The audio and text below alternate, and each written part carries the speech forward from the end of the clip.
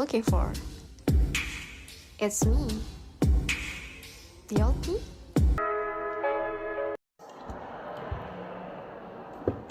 Disagregasi adalah proses atau metode untuk memecah data atau informasi yang tersedia menjadi bagian-bagian yang lebih kecil atau terinci.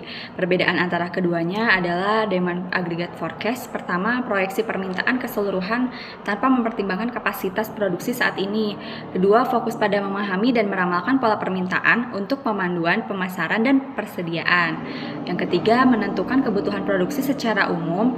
Dan sementara untuk total rencana produksi sendiri, perbedaannya dengan demand aggregate forecast yaitu jumlah rencana yang direncanakan dengan mempertimbangkan ketersediaan sumber daya dan kapasitas produksi. Kedua, fokus pada perencanaan produksi dengan mempertimbangkan ketersediaan sumber daya dan kapasitas produksi.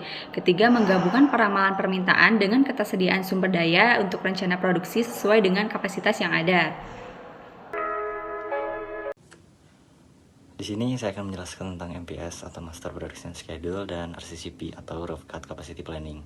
MPS yang merupakan singkatan dari Master Production Schedule adalah perencanaan, jumlah, dan periode waktu produksi output akhir, termasuk part pengganti dan suku cadang. Dalam perusahaan industri manufaktur, kegiatan penjadwalan produksi induk atau MPS melibatkan serangkaian aktivitas, seperti penyusunan dan pembaruan jadwal produksi induk atau MPS. Pemrosesan transaksi yang terkait dengan MPS, pemeliharaan catatan, serta evaluasi efektivitas. Lalu selanjutnya ada RCCP. RCCP merupakan Rough Cut Capacity Planning yang merupakan metode yang digunakan untuk mengukur kapasitas stasiun kerja, sehingga dapat diketahui apakah suatu jadwal produksi memerlukan kerja lembur, subkontrak, dan lain-lain untuk memenuhi permintaan yang tepat waktu.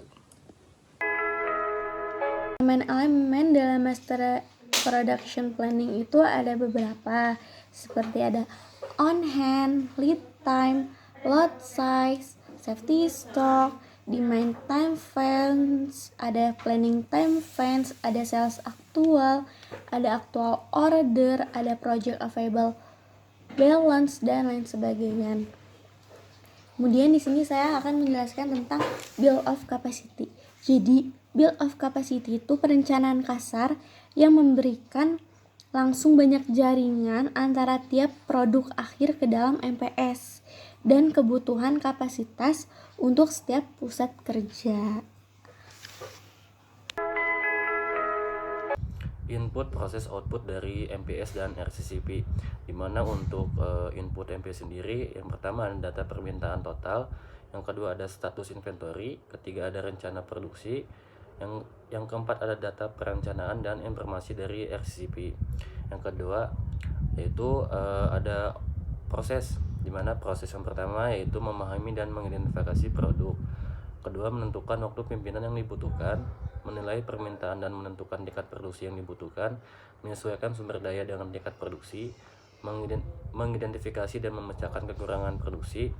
Selanjutnya, menggunakan data kualitatif untuk membuat MPS dan mengevaluasi dan menyesuaikan MPS selama operasi produksi, di mana output dari MPS sendiri berupa perencanaan jumlah dan periode waktu produksi, output akhir termasuk part pengganti dari dan suku cadang dalam industri manufaktur.